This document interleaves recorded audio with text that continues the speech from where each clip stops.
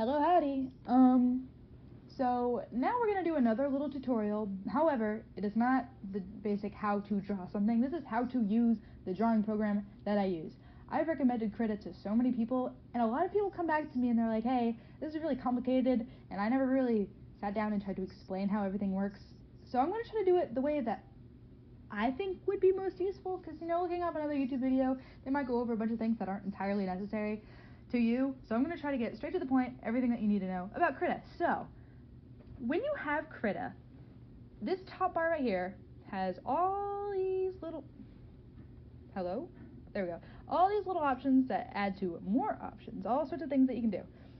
And in this, under Window and Workspace, is a bunch of main workspaces. What this means is, depending on which one you choose, changes what is on your screen, all the tools that you can use.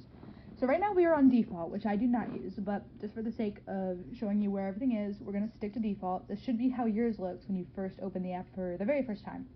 So on this side of the screen, you have all these little tools. You got straight line tool. Why am I using this ugly color? You got square, circle, all that. I don't use everything on here. It's a bit of an eyesore seeing all this stuff. You really do not need all of it. Just kind of play around with it, see what's necessary to you. You've got this select and drag tool. Sorry if that hurt your eyes, I do have two layers of the same thing. Same thing here, but this one cannot shrink and stretch. This is what I use if I need to crop an image, but I don't use any of the extra stuff that's there.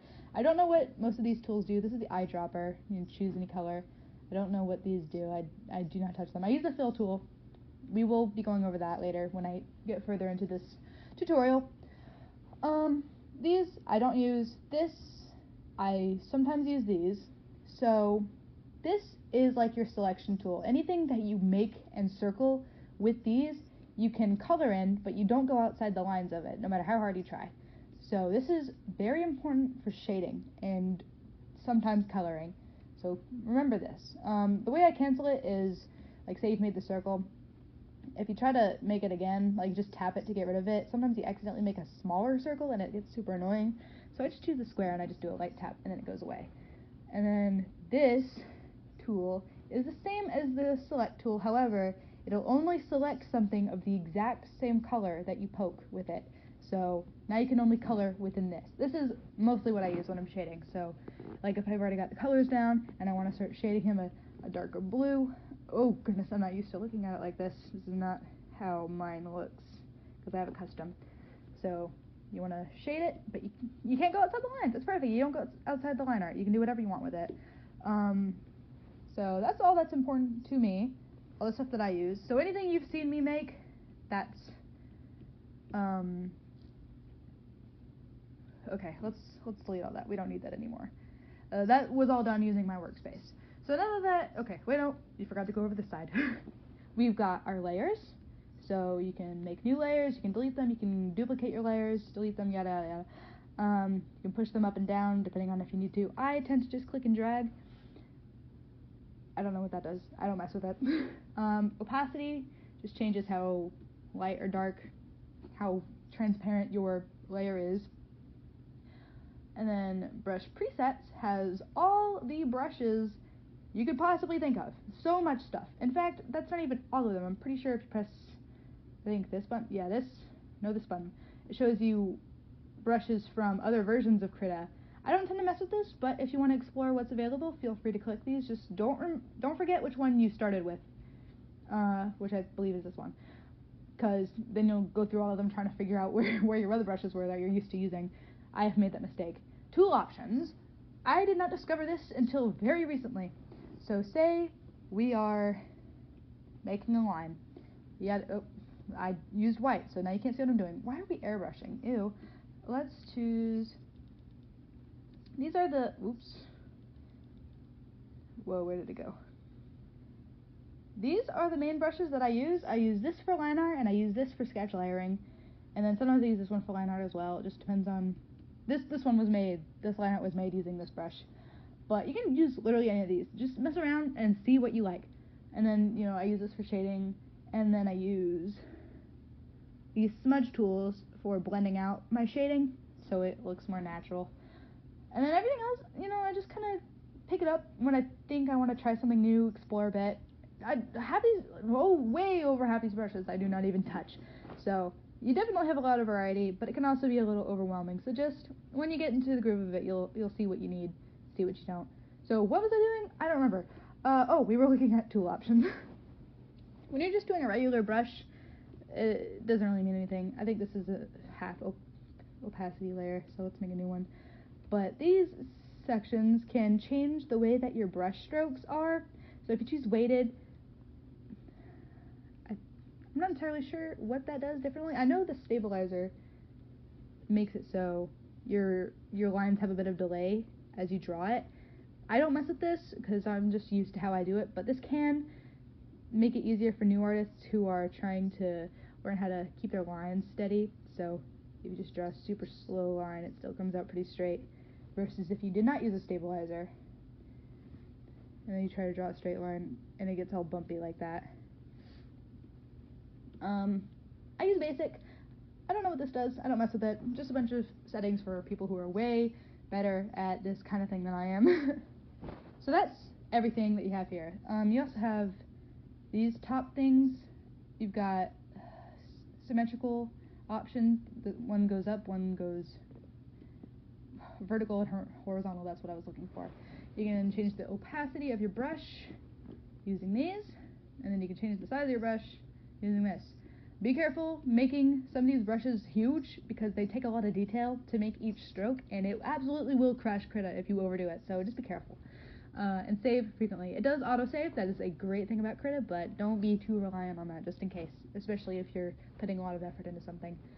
And then, backwards, forwards, just undo, redo, all that stuff. Your eraser's up here if you have to manually click it, which I don't because of how fancy my tablet is, but just keep that in mind. And then all this stuff all here, I don't touch it. I don't use any of this. It looks complicated, just ignore it. It's not necessary. If you want to explore it, you can. I have no idea what it does because I can make art without it. But feel free to explore and see what's new for you, because going from, say, Microsoft Paint, for example, to this, it's a lot. It is a lot going on. So, feel free to explore. Now what we're going to do, now that we got the basics out of the way, we're going to explore what else krita has.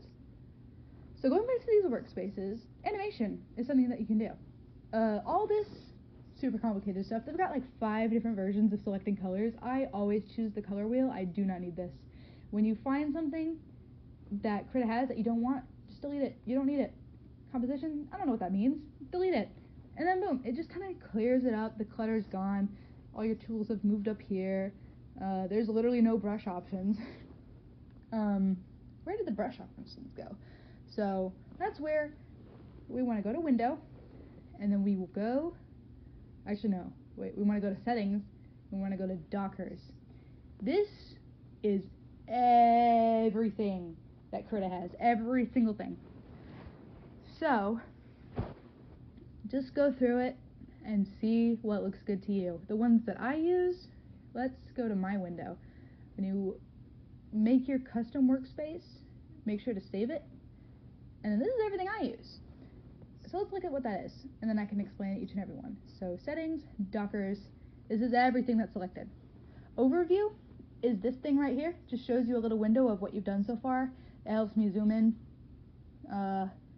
keep an eye on where everything is. So like if I have to zoom in and get these small little details, this is good for that. I always do this wrong. And then Advanced Color Selector, whoops, let's get that back, we need that, is my favorite color selecting tool. Whole wheel, dark light, neon, pure white, whatever you want. It's all in one place, you don't have to worry about it. This is also a color history to the side, or recently used colors, but if you lose it, just use your eyedropper tool, grab it right back. Completely easy. And then back to Dockers. Brush presets shows all these brushes here. We already looked at that, so we don't need to look at it again. Layers shows your layers. Compositions, I don't actually use that, so I don't know why it's there. I don't keep it there. But It's just stuff I didn't really bother to get rid of because it didn't get in my way. So as long as it doesn't get in your way, you can ignore it if you want to. But I have no idea what's supposed to go on here. So let's just get rid of that. And I don't pay attention to my undo history, so let's get rid of that too, just for the sake of example. So back to Dockers. Overview, yada yada. Tool options. I don't bother with stabilization, but I do use this for the fill tool. So we're going to keep this, and I'll explain that as we progress this drawing. This is going to be kind of a long video, so just stay tuned. And then toolbox was that thing. So we need that. Definitely need that. And that's all I need. So that's only 1, 2, 3, 4, 5, 6. 6 things out of all these options. You really do not need everything Krita has, and that makes it way less overwhelming. So, for the sake of explaining how I use Krita, we've already got this line art. This is a piece I've done before, but I got rid of all the fancy stuff. With Krita, you can color things manually. So say you wanted to start coloring our big guy blue, and you don't want to use the fill tool, you can just do it by hand. It's a long process. I used to do it like this for well over a year, and then I realized how to configure the toolbar the fill tool, whatever. I figured out how to make the fill tool work in a way that was good for me. But let's say we didn't have 2 of these duplicated layers. You can't see what I'm doing unless you're looking at this section of the screen. What did I just do? Because it doesn't really make a difference visually. However, it makes all the difference when you take a color and you decide it's time to fill it in. So let's color a big boy blue. Get all these colors in. We'll ignore this for now. And you can see, oopsie, that's a little too much. You can see as I go through this that it kind of takes up more of the line than what's welcome. Like, it goes from a very smooth, feathered line to being very harsh and pixely. And that's just because of how powerful the fill tool is. If I wanted to avoid that, I could go to my tool options and change the threshold. And that kind of does it, just a little bit. The reason it doesn't all the way is because I also have my grow set to 1. But if you set it to 0, you'll notice that no matter what you do, it's either going to be super harsh or it's going to leave these white lines in the way. And that's one complaint I do have about Krita. There's really not a whole lot I can do about that. This one's okay, but it's still, in some places, you can see it. So that's why I duplicate the line art, and then it keeps the nice soft feather. It looks nice. I like doing that. But I need to change my grow back. Whoops. So grow, just make sure. What's going on here? Something's wrong. Why is there... Oh! Wait. Oh, it's because I accidentally... because this drawing was already finished before I disassembled it for this video, there's still some shine on this layer that I added after I had already finished the drawing. So that's a little silly of me. So let's just we're not going to color this whole thing. Let's just get Metal Sonic's colors out of the way, and then I'll go on to what else Krita can do, and also show, like, in more depth, like how I use the select tool, how I shade, yada yada. So we're just going in with our colors, just getting a feel for how this works. Forgot to color his butt. Whoops. Cream, you don't get colors. Sorry, you suck. Oh, and let's not forget his ears as well. And then I don't want to fill tool his eyes, so we're just going to make a new layer underneath, choose the eye color, and then it doesn't really matter how crazy we go with this brush, because there's colors on top of it. But if we did pull this layer on top of it, then you'd see all the lines I just made. But we're not going to do that. If you want to merge layers, so we want this to be the same layer as the eye color, I'm going to my computer and I'm going to press Control E. This might be different depending on what computer you have, but that's how it is for me. You might have to look it up depending on what device you're using, because I don't know how Apple products work, because I don't use them. But for me, it's Control E, and then the layers merge, and then it's just one layer. So now that we got the base colors out of the way, we're going to do very light shading. We're not going to go crazy with it, because, this is, sorry, I burped. That was inappropriate. This is not gonna be a full-blown drawing. This is just for the sake of example. When I shade, I like to take my base color, which is this, slide it a little bit onto the purple, and then a little bit darker on this triangle. And then we make the brush kind of big, and then we just start kind of heavy, and then end really light with our brush strokes. And then we just do it in the direction of the shadow that we want. So, just a little bit of that. And then, oh, actually, I forgot that I like to do this on a new layer. Because of the smudge tool I use to smoothen out my shading, if you do it on the same layer that your colors, your base colors are on, it'll kind of pull the white of the background onto your drawing, and it looks bad. So if we want these dramatic colors to fade into each other really nicely, which I will show you in a second, it's good to do it on a new layer. But this is not a drawing tutorial, that's just me dropping hints to fill the silence. So we're going to go to my smudge tool, and then we just blur it out, makes it look nice and smooth, and then we can go back over it again with the same tool that I use for shading, just to, you know, make sure that the shadow is still a little bit defined. You don't have to do it, this is just my style, you can do literally whatever you want, but that's how I do it.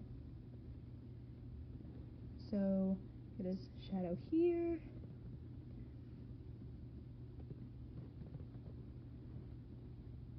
just gonna do this really quick, don't have to worry too much about how nice the details end up being.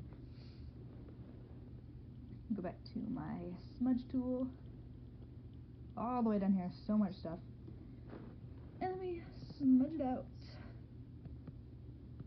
make it a little smaller so I have more control over what I'm doing. If I were to try to shade on the base layer, say I was like pulling these colors out, you would notice that I'm also pulling out anything that was below it, so the black from this bar gets in the way. And if I wanted to shade over here, I pull like the line art all over the place and the white from behind it. It's just not a good look. But if you do it on a new layer, none of that happens. It just stays to the shading that you did. So good stuff to pay attention to. You learn along the way. When I do light, I go lighter than the base color. You know, pull it into this neon thing going on. Airbrush a little bit just to give the direction. And then I go back to my more defined tool and get the shine, get these details. You know how it is. I'm not going to shade the gray part. We really don't need to do that, just for the sake of showing you how krita works. But we did the blue. He's blue now. He's got the color. And now I want to show a very important part of krita that I did not learn until like 2 years ago, that I wish I had known all my life. This section here is filters, I guess. I don't know what else you would call it, but all these little things do something new. Very interesting. I don't mess with this stuff. I don't really know what it does. I have not been bold enough. But when I want to do bright, bold colors, a beautiful shine that reflects off of his smooth-ass forehead, I want to make it in like the addition layer or the color dogs. These kind of do the same thing, just slightly different. And then you'll see, oop, I'm on the wrong layer. Let's move this up. You'll see as I do that, this beautiful neon like glow that it gives them. It like bounces the light off of them and it makes them look so vibrant and beautiful. It's so nice. And that's where most of my drawings get kind of the magic of them. So definitely, if you have never messed with this before, do it here. It's awesome. It's so good. I love it so much. Probably my favorite tool that krita has after I learned how to use it. And so boom, now he's got a shiny forehead. It's beautiful. And say like composition wise, I want to color them, but I want, say, the background to have like this red hue. And if the background is red, then the characters stick out like a sore. Why is it not working? There we go. The characters stick out like a sore thumb. Ignore. I didn't color select, so this is happening. We'll pretend that it's not. We'll clean it up just a little bit so it's not too distracting. Will we? I'm on the wrong layer. Now we will. Let's just get this out of the way. Usually when I use the addition tool, I will color select and then do all that stuff, but I kind of forgot. But it doesn't matter. It does not matter. So let's just get all this out of the way. But anyways, so you want to make the background red. Say we're doing this in base or something. This is a problem I had when I was making characters in base. It's very red there, everything's super, like, dusk-like, but when you draw this bright blue-ass character, it doesn't really fit. So what we're going to do, we're going to make a new layer, we're going to take the same, or like, a very common color of the background, and we're going to fill tool it red. And whoa, where did they go? Holy shit. That's where these come in. So say we want to make the color similar, we're going to go to just color, and then boom, it's like he's only been colored with shades of red. And you can change the intensity of this how you want. For this, we're going to go about halfway through. It makes it just look more harmonized with what's going on in the background. And then we're going to duplicate it, and we're going to mess with the other settings. So sometimes you can use things like burn to make it look dramatic, darken, multiply is one I use a lot, especially when I want to shade something, but I do not want to pull each color and go to a darker version of it. I'll just choose one kind of similar color to the background and shade with it and keep it on the multiply layer, and it does the rest of the work for me. And there's screen, makes it all brighter, soft light, makes it a little softer. Color dodge does a lot of dramatic stuff sometimes, you gotta be careful with it. Just all sorts of, this, I never use divide, I've never used it in my life. So, just all sorts of stuff that really just keeps the drawing unified in some way. And that is literally everything I use on Krita. Nothing else matters to me. I don't have to do anything else. Whew, I've been talking a lot, oh my goodness. This back and forth tool, like everything that's at this top part here, kind of highlighting, is not part of the Dockers, I have noticed. One time I just came on Krita and it was gone. I don't know where it had gone. Like all these tools were gone and I couldn't undo and redo my drawing strokes. And the worst part is that as I filmed the first version of this video, I was trying to explain where to find it again if you lost it, and I do not remember. So what I'm gonna do is I'm gonna stop talking until I find it, and then I'm gonna cut the silence out of my video, and then it's gonna snap right back to the video after I had already found it, so I can show you where it is. So, I will be back, however long that takes me.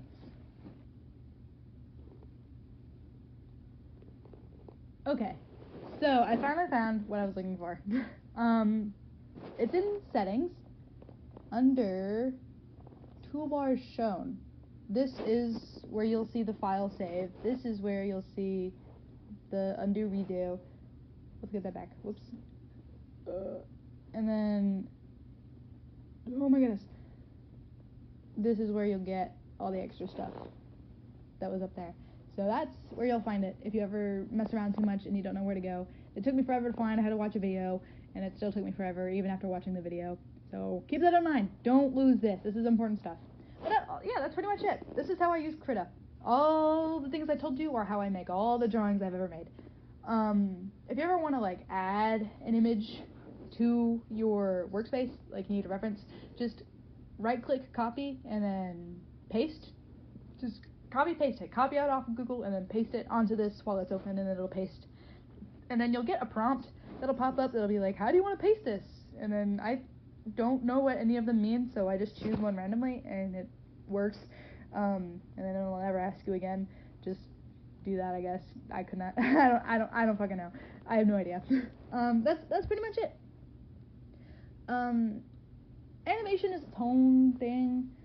Let's open my animatic one. There's an animation one. I don't mess with it because I have my own. I never actually animate. I do animatics. So you can go over just what's here really, really fast if that's something that interests you. If not, you can click off because I'm not going to say anything else new after this. So you've got your timeline here. You can make new layers. Click here, like want a new layer here, yada yada. Clear the layer, all that stuff, and then you'll see as it goes on. Over here, you can change the frame rate, and you can change when the animation ends. You'll probably want to change this to a pretty big number because it will get annoying as you realize that you're running out of space as you go on with this. This is where you'll add any audio you need. So import your audio and it'll add it here. This is where you'll see your onion skins. If you kind of got to know what that is to animate. This is not an animation tutorial, so I will not be explaining that, but you can change like how intense the onion skin is, for how far it is from your current frame, yada yada yada. All your layers are over here. It should be about everything. Your layers are also going to be over here as well. Just pay attention to those two things. Your brushes. You can move all this around. If you don't like how it's laid out, you can literally just make a liar out of me. Why can't I grab it? Okay, let's use my actual mouse. What? Oh, maybe if I... Oh, yeah, my computer's dying. Whoops. Okay, we're pausing for a second so I can plug that in before the recording gets cut short. Okay, we're back. Whoops. Sorry for the technical difficulties. Let's see. So, we went over that. This goes all the way to your first frame. This goes to the last frame before the one you're currently selecting. This pauses, this is plays. This goes to the next one, this goes to the very last one. You can also just choose which frame individually. Whoops. One big gripe I have about animating with krita, for whatever reason, it's almost never accurate. Like, no matter what you put to the frame rate, sometimes the audio will just come out not timed right, and it's super annoying, but I don't have anything else that I use, so if you have something that's better, I would recommend it. Krita is just a little bit faulty in that regard, but yeah, that is literally it. So, hopefully this helps somebody. Thank you for watching, and I'm gonna have a great time trying to, clip all the unnecessary bits out of this video. Yay!